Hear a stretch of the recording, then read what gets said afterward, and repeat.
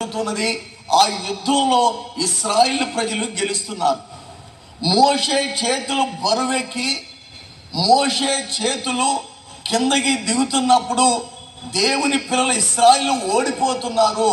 అమాలేకీలైనటువంటి వారు గెలుస్తున్నారు. అంటే ఇక్కడ వాక్యంలో మనం చూస్తే నీ చేతులు ఆయన వైపు చాపాలి. గట్టిగా చెప్దాం స్తోత్రాలు. హల్లెలూయా. మన మనస్సు దేవుని వైపు నిలపాలి. మన చేతులు యేసయ్య వైపు, ఆకాశమందు ఆసీనుడైన తండ్రి వైపు మనం చాపాలి. ఈ చేతులు చాపి పాపము, దేవునికి వ్యతిరేకమైనవి, అపవిత్రత, అపరిశుద్ధత, డాగు, ముడత, మచ్చ, కల్మషాలు ఏదైనా మన చేతులలో అనగా ఏదైనా మనలో ఉన్నట్లయితే దానిని వదిలివేయటానికి, దానిని విడిచిపెట్టడానికి, దానిని తృణీకరించడానికి, దాని నుండి దూరం కావడానికి మనం ప్రయత్నం చేయాలి. అలాంటి సమయంలో ఇంకా నీ గుడారములో ఉన్నటువంటి దుర్మార్గతను కూడా నీవు కొట్టివేసిన ఎడల నిశ్చయముగా నీవు నిర్దోషమై సంతోషిస్తావు అన్నాడు. కాబట్టి ఇప్పుడు మనకు అర్థమై ఉంటుంది మీకు, మన ఇల్లు ఎందుకు దీవించబడటం లేదు, మన ఇల్లు ఎందుకు వర్ధిల్లటం లేదు, మన ఇల్లు ఎందుకు అభివృద్ధి చెందటం లేదు, మన నివాస స్థలము ఎందుకు వర్ధిల్లలేకపోతుంది అనే విషయాన్ని జోఫార్ అనేటువంటి వ్యక్తి యోబు భక్తులను ఉద్దేశించి ఇక్కడ మాట్లాడుతున్నాడు. ఇందాక 8వ అధ్యాయం యోబు గ్రంథం 6వ వాక్యంలో చూసాం. ఇప్పుడు యోబు గ్రంథం 11వ అధ్యాయం 13వ వాక్యం నుండి 15వ వాక్యం వరకు మనం చూస్తున్నాం. కాబట్టి మనకి అనేక సమయాలలో, అనేక సందర్భాలలో ఈ డౌట్ వస్తూ ఉంటుంది. నేను ప్రభువుని నమ్మాను, విశ్వాసం ఉంచాను, మారు మనసు పొందాను, బాప్టిజం పొందాను, మందిరానికి క్రమంగా వెళ్తున్నాను, ప్రభు వలలో క్రమంగా చేయి వేస్తున్నాను, ఎందుకు మా నివాస స్థలాన్ని దేవుడు వర్ధిల్ల చేయట్లేదు? ఎందుకు మేము దీవించబడటలేదు? ఎందుకు మేము ఆశీర్వదించబడటలేదు? ఎందుకు మేము అభివృద్ధి చెందటం లేదు? ఎందుకు దేవుడు మమ్మల్ని విడిచిపెట్టాడు? ఎందుకు దేవుడు మమ్మల్ని వదిలిపెట్టాడు? ఎందుకు దేవుడు మమ్మల్ని మరచిపోయాడని ఒక విశ్వాసిగా, ప్రభు బిడ్డగా మనకొచ్చిన కష్టాలలో, మనకొచ్చిన శ్రమలలో, మనకొచ్చిన శోధనలో, నిందలలో, అవమానాలలో మనం అనుకుంటూ ఉంటాం, బాధపడుతూ ఉంటాం. కానీ బైబిల్ చెప్తుంది, దేవుని వాక్యంలో రాయబడిన మాట 115వ కీర్తన 12వ వాక్యంలో, 115వ కీర్తన 12వ వాక్యంలో కీర్తనకారుడు శ్రేష్టమైన మాట రాస్తున్నాడు. 115వ కీర్తన 12వ వాక్యం, యెహోవా మమ్మును మరచిపోలేదు, ఆయన మమ్ము ఆశీర్వదించును. హల్లెలూయా. యెహోవా మమ్మును మరచిపోలేదు. దేవుడు మమ్ములను మరచిపోలేదు, దేవుడు మమ్ములను ఆశీర్వదిస్తాడు అనేటువంటి సత్యాన్ని కీర్తనకారుడు గ్రహించాడు. నీ నివాస స్థలాన్ని, నీ నివాస స్థలములో కాపురం ఉంటున్నటువంటి ప్రతి ఒక్కరిని కూడా దేవుడు మరచిపోలేదు. ప్రియ దైవజనంగా మరచిపోలేదు. నీ నివాస స్థలములో ఉన్నటువంటి వారి ఎవరిని కూడా దేవుడు విడిచిపెట్టలేదు. దేవుడు విడిచిపెట్టలేదు. ఎందుకనగా నీ గుడారాన్ని, నీ ఉంటున్న ప్రాంతాన్ని, నీ ఉంటున్నటువంటి స్థలాన్ని దేవుడు వర్ధిల్ల చేస్తాడు. ప్రియ దైవజనంగమా, ఒకసారి నెల్లూరు పట్టణంలో 6.5 సంవత్సరాలు ఉన్నాను. నెల్లూరు జిల్లా, నెల్లూరు సిటీలో. నెల్లూరు జిల్లాలో కండలేరు డ్యామ్ అనే మాట వినే ఉంటారు మీరు, తెలుగు గంగా అంటారు. అక్కడ నుండి మద్రాసుకి నీళ్లు మన గౌరవనీయులు మాజీ ముఖ్యమంత్రి వర్యులు ఎన్టీ రామారావు గారి నాయకత్వంలో మద్రాసుకు నీళ్లు తీసుకువెళ్ళాడు. కండలేరు డ్యామ్ అంటారు. నాగార్జున సాగర్ డ్యామ్ ఎట్లనో కండలేరు డ్యామ్. అక్కడ 3 రోజులు వాక్యం చెప్పడానికి వెళ్ళాను నెల్లూరు పట్టణంలో ఉన్నప్పుడు. వాక్యం చెప్తున్నప్పుడు లాస్ట్ మీటింగ్ రాత్రుల పూట, 3 రోజులు రాత్రులు అనమాట. ఒక బ్రదరు మధ్యలో, అంటే జనం దాదాపు ఒక 500 మంది ఉంటారు, ఎక్కి ఏడుస్తూ పెద్దగా ఏడుస్తున్నాడు అనమాట. ఆ స్టేజ్ మీద ఉన్నటువంటి నాకు వినిపిస్తుంది. ఏడుస్తున్నప్పుడు అందరు అయిపోయిన దాకా ఉన్నాడు ఏడ్చుకుంటాను. అందరు అయిపోయిన తర్వాత నా దగ్గరికి వచ్చాడు.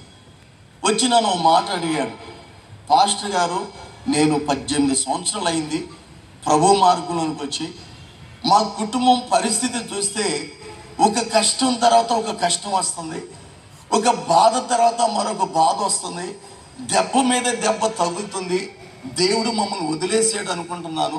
దేవుడు ఇట్లా కూడా విడిచిపెడతాడా, దేవుడు మాకు అన్యాయం చేశాడని నేను అనుకుంటున్నాను పాస్టర్ గారని ఇంకా బోరును ఏడ్చాడు.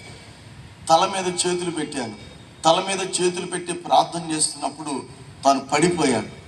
పడిపోయే తనలో నుండి ఒక ఆత్మ వచ్చింది. ఆ ఆత్మ వచ్చి మాట్లాడుతుంది, ఈ ఇంటిలో నేను 27 సంవత్సరాల నుంచి నివాసం ఉంటున్నాను. నేనే ఈ కుటుంబానికి ఆశీర్వాదాలు రానికుండా చేస్తున్నాను. ఈ కుటుంబాల ఆరోగ్యాల మీద దాడి చేస్తున్న వాళ్ళ సొంతూరు ఉయ్యూరు, కృష్ణా జిల్లా. ఉద్యోగరీత్యా కండేరి డ్యామ్కి వెళ్ళారు. గవర్నమెంట్ ఎంప్లాయీ కుటుంబం. ఉయ్యూరు కృష్ణా జిల్లా నుండి గవర్నమెంట్ ఎంప్లాయీగా యాజ్ ఏ జాబును బట్టి కండేరి డ్యామ్ నెల్లూరు జిల్లాకి ట్రాన్స్ఫర్ మీద వెళ్ళాడు, తెలుగు గంగలో ఉద్యోగం చేయటానికి అని ఆ స్పిరిట్ మాట్లాడుతూ ఉంది. వెంటనే తల మీద చేతులు పెట్టి ప్రార్థన చేసినప్పుడు గద్దించినప్పుడు దురాత్మ వెళ్ళిపోయింది. నేను 6.5 సంవత్సరాల పాటు నెల్లూరులోనే ఉన్నాను. వారి కుటుంబాన్ని గమనిస్తూ నెల్లూరు వచ్చినప్పుడల్లా మా ఇల్లు దర్శించి అంకుల్ గారు, ఆంటీ గారు వెళ్తూ ఉండేవాళ్ళు. వారి పిల్లలను కూడా తీసుకొచ్చేవాళ్ళు అనమాట.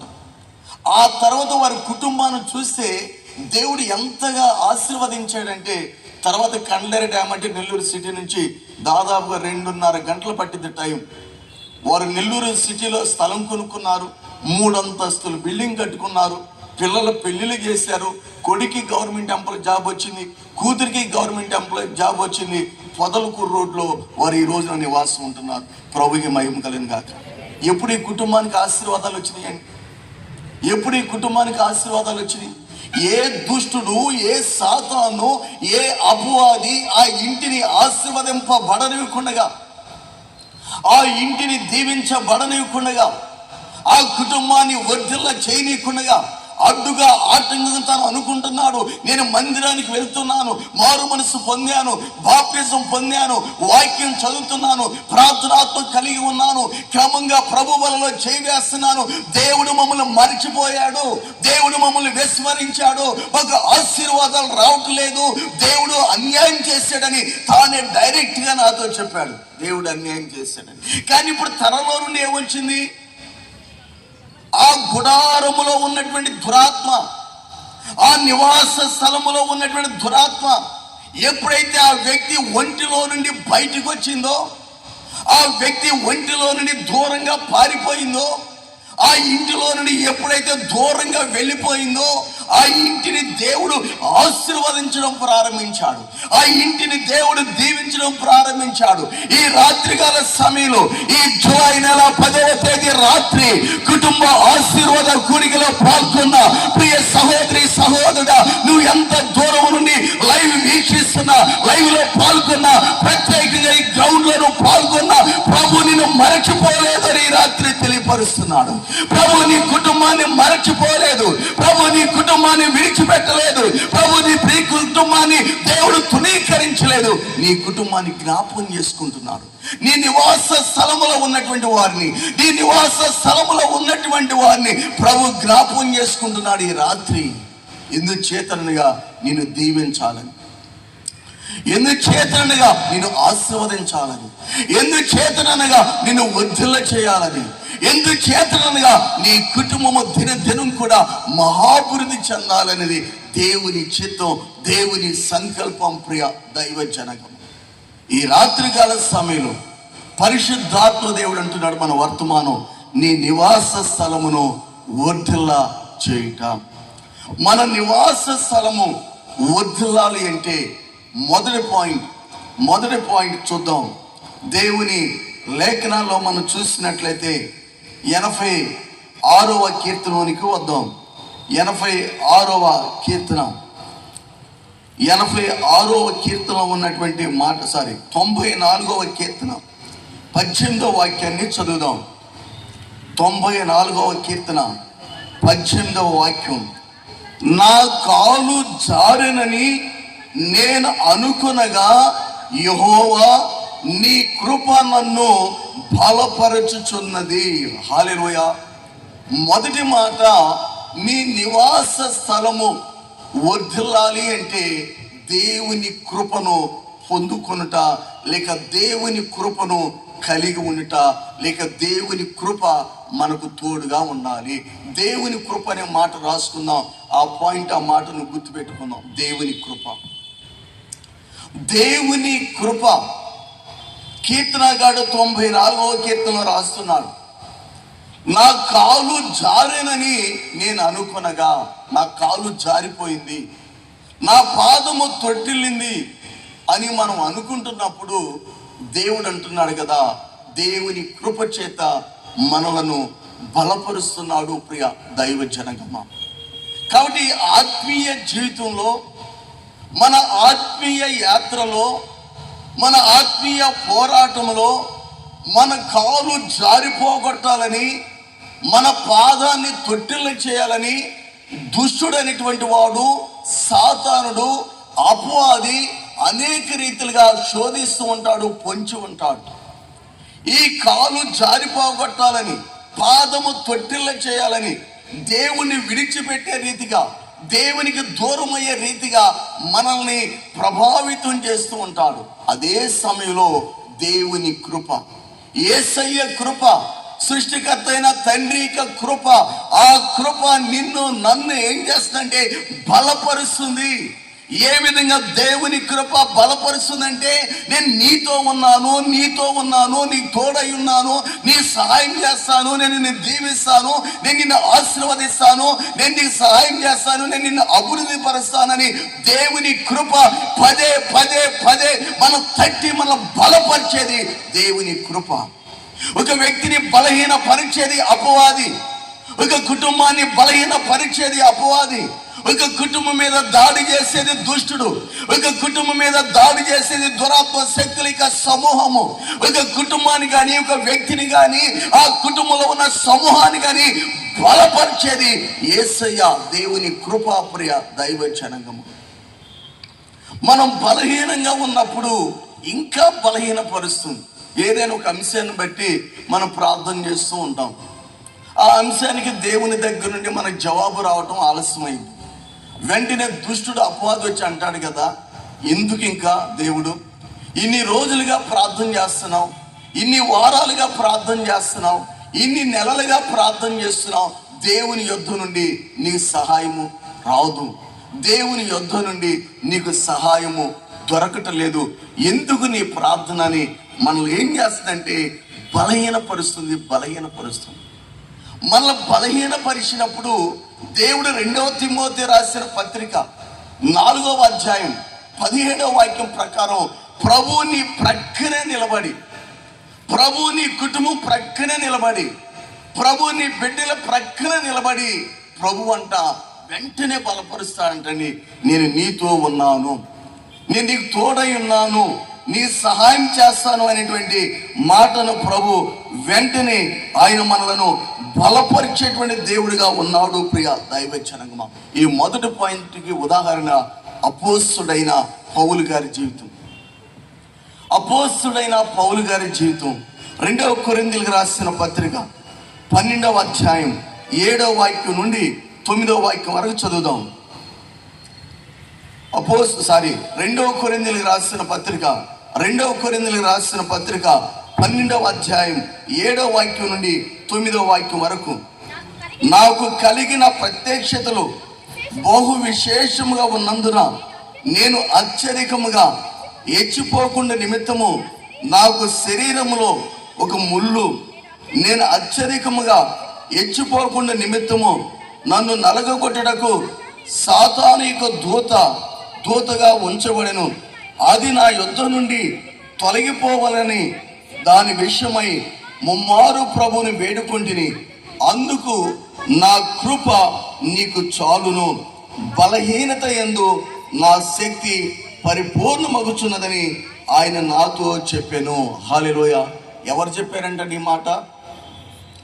ప్రభుని యేసుక్రీస్తు వారు పరిశుద్ధుడైన పౌలు గారికి చెప్పాడు. అపోస్తలుడైన పౌలు గారు 3 సువార్త దండయాత్రలు చేశాడు. అద్భుతమైన సేవ, అద్భుతమైన పరిచర్య చేశాడు. కానీ తన శరీరంలో ఏముందంటండి?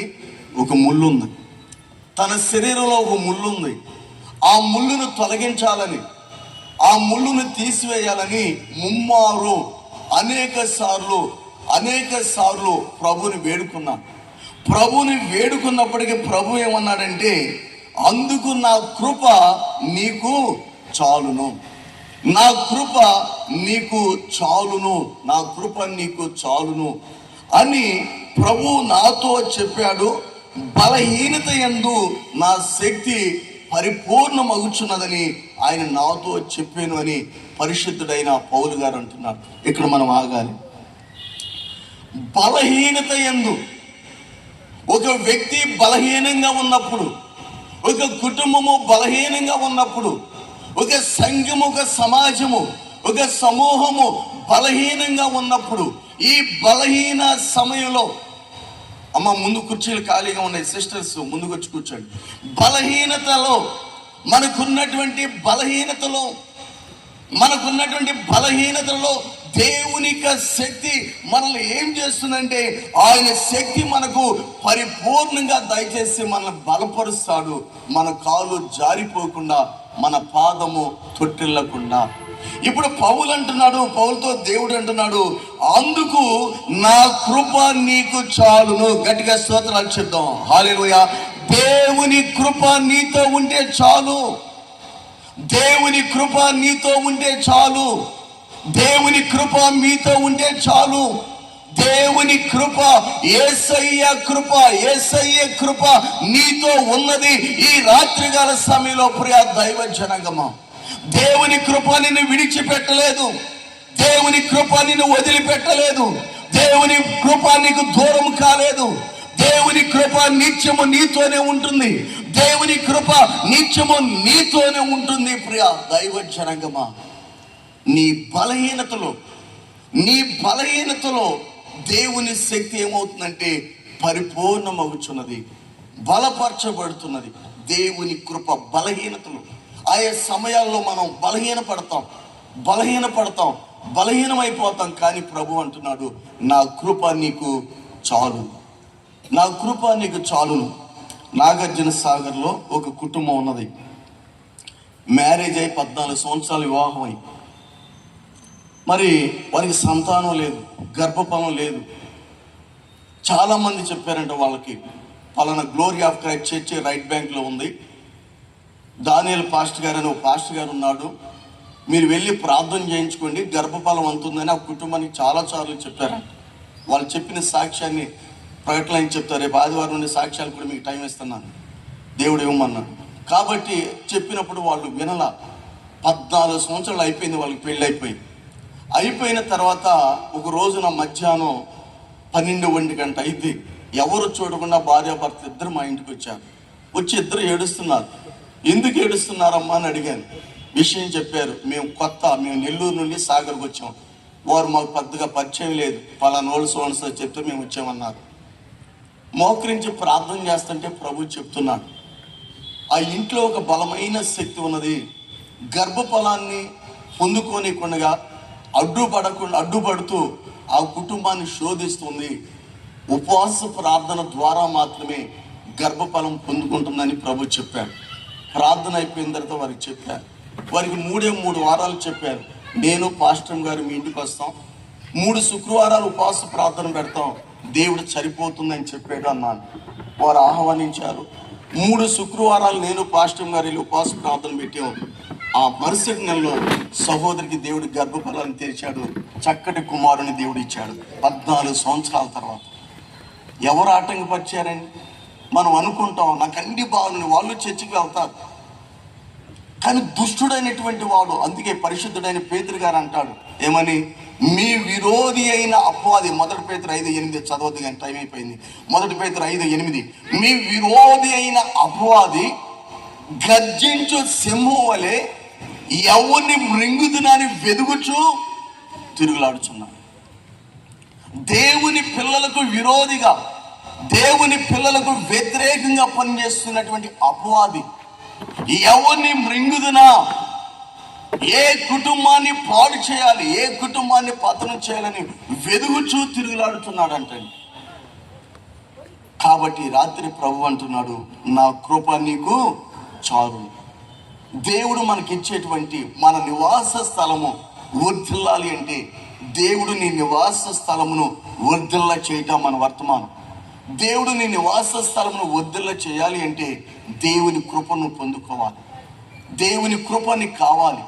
దేవుని కృప నీకు తోడై ఉండాలి. ప్రభువా, నీ కృప నాకు దయచేయండి, నీ కృప నాకు దయచేయండి, నీ కృప నాకు కావాలి. పరిశుద్ధుడైన పౌలు గారికి ఏ విధమైన కృపనిచ్చావో, పరిశుద్ధుడైన పౌలు గారికి ఏ విధమైన కృపనిచ్చావో మాకు కూడా, మా కుటుంబానికి కూడా ఈ రాత్రి నీ కృప కావాలి ప్రభువా, నీ కృప కావాలి ప్రభువా, నీ కృప కావాలి ప్రభువా అని మన ప్రభుని వేడుకున్నప్పుడు దేవుని కృప మనకి దయచేస్తాడు.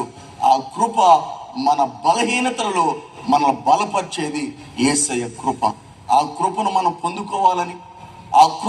పొందుకోవాలని పరిశుద్ధాత్మ దేవుడు తెలియజేస్తున్నాడు. ప్రియ దైవ జనాంగమా, రెండవ మాట, మన నివాస స్థలాన్ని మనం వర్ధిల్లా చేసుకోవాలంటే, లేక దేవుడు మన నివాస స్థలాన్ని వర్ధిల్లా చేయాలి అంటే ఏం చేయాలంటే 2వ దినవృత్తాంతములు 26వ అధ్యాయం 5వ వాక్యం. 2వ దినవృత్తాంతములు 26వ అధ్యాయం 5వ వాక్యం. దేవుని ప్రత్యక్షత విషయమందు తెలివి కలిగిన జకర్యా దినములలో అతడు దేవుని ఆశ్రయించెను. అతడు యెహోవాను ఆశ్రయించినంత కాలము దేవుడు అతన్ని వర్ధిల్ల చేసెను. హల్లెలూయా. మొదటి పాయింట్ దేవుని కృప ధ్యానించాం ఈ వర్తమానంలో. రెండో పాయింట్ దేవుని ఆశ్రయించుట. దేవుణ్ణి మనం ఆశ్రయించాలి. ఒకటి, దేవుని కృప మనకు కావాలి. రెండవదిగా మనం ఏం చేయాలి? దేవుణ్ణి ఆశ్రయించాలి. దేవుని కృపను పొందుకుని, దేవుని కృపను కలిగి, దేవుని కృప నీతో ఉన్నది కాబట్టి వెంటనే మనం ఎక్కడికి వెళ్తామంటే దేవుణ్ణి ఆశ్రయిస్తాం. అంటే ఆశ్రయించుట అనగా దేవుని యొద్దకు వెళ్ళుట, దేవుని మీద ఆనుకొనుట, దేవుని మీద ఆధారపడుట. ఈ దేవుని ఆశ్రయించినప్పుడంట దేవుడు నిన్ను, నీ కుటుంబాన్ని, నీ భార్య లేక నీ భర్త, నీ పిల్లలను ఆయన వర్ధిల్ల చేస్తూనే ఉంటాడంట. ఆశ్రయించాలి. కొంత ఇక్కడ మన బైబిల్ గ్రంథంలో చదవద్దు కానీ మార్క్స్ వార్త 25వ అధ్యాయం, మార్క్స్ వార్త 5వ అధ్యాయం 25, 26, 27 వాక్యాలు నోట్ చేసుకుందాం. 12 సంవత్సరాల నుండి రక్తస్రావం కలిగిన స్త్రీ ఉంది. మొట్టమొదటిగా హాస్పిటల్స్ని ఆశ్రయించింది, ఎంతో మంది వైద్యులను ఆశ్రయించింది, తన దగ్గర ఉన్న డబ్బంతా వ్యయం చేసింది, కానీ తనకేమీ ప్రయోజనం లేదు, మరింత సంకటపడేను అని రాయబడింది వాక్యం అక్కడ. అలాంటి పరిస్థితుల్లో నీలాంటి వాళ్ళు, నాలాంటి వాళ్ళు ఎవరో చెప్పారంట, యేసు ప్రభువారు పలానా మార్కు గారి ఇంటికి వస్తున్నాడు, అక్కడికి వెళ్ళమ్మా నీకు బాగుపడతామని. ఆ మరుసటి రోజు యేసు ప్రభువారు మార్కు గారి ఇంటికి వచ్చాడు. అక్కడికి వెళ్ళింది, జనసమూహం కిక్కిరిసిపోయింది. అక్కడికి వెళ్ళి యేసు ప్రభువారికి వస్త్రాన్ని ముట్టింది. వెంటనే ఆమెలో ఉన్న జబ్బు, 12 సంవత్సరాల నుండి దీర్ఘకాల వ్యాధి పోగొట్టుకుని తొలగిపోయింది, స్వస్థత పొందుతుంది. ఇప్పుడు ఈ స్త్రీ 12 సంవత్సరాల తర్వాత ఎవరిని ఆశ్రయించింది? దేవుణ్ణి ఆశ్రయించింది. 12 సంవత్సరాలకు ముందు, అంతకు ముందు ఎవరిని ఆశ్రయించింది? వైద్యులను ఆశ్రయించింది, హాస్పిటల్స్ ఆశ్రయించింది, తన దగ్గర ఉన్న డబ్బును ఆశ్రయించింది. ఈ రోజున డబ్బులు మొత్తం అయిపోయినవి, హాస్పిటల్ తిరగని హాస్పిటల్ లేదు, చేయనటువంటి వైద్యం మెడిసిన్ లేదు, అన్ని ప్రయత్నాలు చేసింది, కానీ చివరికి యేసయ్యను ఆశ్రయించింది. ఆమెలో ఉన్న జబ్బు నయమైపోయినట్లుగా దేవుని వాక్యంలో మనం చూస్తాం. ఇక్కడ 16 సంవత్సరాల వయస్సు కలిగినటువంటి ఒక వ్యక్తి, యవనస్తుడు, ఇంటర్మీడియట్ మొదటి సంవత్సరం చదువుతున్న యవనస్తుడు ఉజ్జయ, తండ్రిని పోగొట్టుకున్నాడు, తండ్రి చనిపోయాడు, దుఃఖంలో ఉన్నాడు, బాధలో ఉన్నాడు. కానీ సండే స్కూల్లో విన్న మాటలు గుర్తొచ్చినవి, తల్లి చెప్పిన మాటలు గుర్తుకొచ్చి దేవుణ్ణి ఆశ్రయించాడు. దేవుణ్ణి ఆశ్రయించడం ద్వారా దేవుడు వర్ధిల్ల చేయడం ప్రారంభించాడు, దీవించడం ప్రారంభించాడు. ఆ రాజ్యాన్ని, యోధా రాజ్యాన్ని 52 సంవత్సరాలు పరిపాలించాడు. గట్టిగా స్తోత్రాలు చెప్దాం. హల్లెలూయా. 52 సంవత్సరాలు పరిపాలించడానికి దినదినం కూడా ఈ ఉజ్జయ అనేటువంటి యవనస్తుడు వర్ధిల్లటానికి గల కారణం ఏమిటంటే, తాను దేవుణ్ణి ఆశ్రయించినంత కాలము, ఏముందండి అక్కడ, అతడు దేవుణ్ణి ఆశ్రయించినంత కాలము దేవుడు అతన్ని వర్ధిల్ల చేసెను. హల్లెలూయా. నీవు దేవుణ్ణి ఆశ్రయించినంత కాలము దేవుడిని వర్ధిల్ల చేస్తూనే ఉంటాడు. నువ్వు దేవుణ్ణి ఆశ్రయించినంత కాలము దేవుడు నిన్ను ఆశీర్వదిస్తూనే ఉంటాడు. నువ్వు దేవుణ్ణి ఆశ్రయించినంత కాలము దేవుడు నిన్ను అభివృద్ధి చేస్తూనే ఉంటాడు. నువ్వు దేవుణ్ణి ఆశ్రయించినంత కాలము దేవుడు నీకు మేలులు చేస్తూనే ఉంటాడు. రెండో పాయింట్ ఉదాహరణ ఉజ్జియా అనే రాజు. 2వ దినవృత్తాంతములు 26వ అధ్యాయం 5వ వాక్యం. మొదటి పాయింట్ ఉదాహరణ పరిశుద్ధుడైన పౌలు గారు, కృప. రెండో పాయింట్ ఆశ్రయించుట. రెండో పాయింట్ ఉదాహరణ యోధా రాజ్యాన్ని పరిపాలిస్తున్నటువంటి 16 సంవత్సరాల వయసు కలిగిన యవనస్తుడు ఉజ్జయ. ఈ రాత్రి గల సమయంలో ప్రభు మనకిచ్చిన శ్రేష్టమైన సందేశం, దేవుడు నీ నివాస స్థలమును వర్ధిల్ల చేయుట. వర్ధిల్ల పోవటానికి కారణాలు కూడా మనం చూసాం. అందరూ లేచి నిలబడదాం. పరిశుద్ధాత్మ దేవుడు ఈ జూలై నెల 10వ తేదీ రాత్రి శ్రేష్టమైనటువంటి సందేశాన్ని ప్రభు మనకు అందించాడు.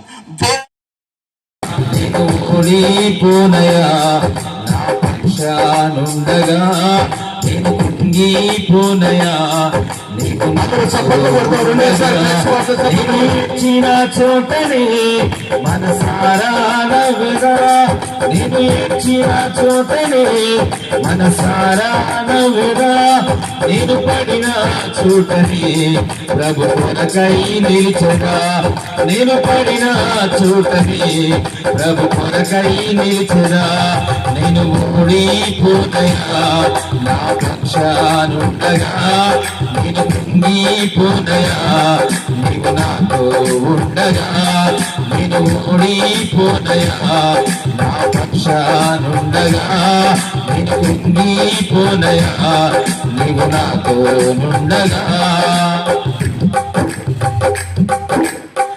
అవమానం పొందిన చోటే అభిషేకం నాకిచ్చావే, నిలివేయబడిన స్థలములో నన్ను నిలిపినావే. అవమానం పొందిన చోటే అభిషేకం నాకిచ్చావే, నిలివేయబడిన స్థలములో నన్ను నిలిపినావే. ఖ్యాతినిచ్చి ఘనతనిచ్చి మంచి పేరు నాకిచ్చావే, ఖ్యాతినిచ్చి ఘనతనిచ్చి మంచి పేరు నాకిచ్చావే. శాశ్వతమైన కృపతో నన్ను నడుపుచున్నావే, శాశ్వతమైన కృపతో నన్ను నడుపుచున్నావే. నేను ఓడిపోనయా నేను కృంగిపోనయా నీవు నాతో నుండగా, నేను ఓడిపోనయా నా పక్షానుండగా, నేను కృంగిపోనయా నీవు నాతో నుండగా, నేను ఓడిపోనయా నా పక్షానుండగా, నేను కృంగిపోనయా నీవు నాతో నుండగా, నేను వచ్చిన చోటనే మనసారా నవ్వరా, నేను వచ్చిన చోటనే మనసారా నవ్వరా, నేను వచ్చిన చోటనే మనసారా నవ్వరా, నేను వచ్చిన చోటనే మనసారా నవ్వరా, నేను పడిన చోటనే ప్రభు కొరకై నిలిచెనా, నేను పడిన చోటనే ప్రభు కొరకై నిలిచెనా, నేను ఓడిపోనయా నా పక్షానుండగా, నేను కృంగిపోనయా నీవు నాతో ఉండగా, నేను ఓడిపోనయా నా పక్షానుండగా, నేను కృంగిపోనయా నీవు నాతో ఉండగా, నేను ఓడిపోనయా నా పక్షానుండగా, నేను కృంగిపోనయా నీవు నాతో ఉండగా, నేను ఓడిపోనయా నా పక్షానుండగా, నేను కృంగిపోనయా నీవు నాతో ఉండగా, నేను ఓడిపోనయా నా పక్షానుండగా, నేను కృంగిపోనయా నీవు నాతో ఉండగా, నీవు నాతో ఉండగా, నీవు నాతో ఉండగా, నీవు నాతో ఉండగా, నీవు నాతో ఉండగా, నీవు నాతో ఉండగా, నీవు నాతో ఉండగా, నీవు నాతో ఉండగా, నీవు నాతో ఉండగా. కూర్చున్న ఎవరి స్థలంలో వారు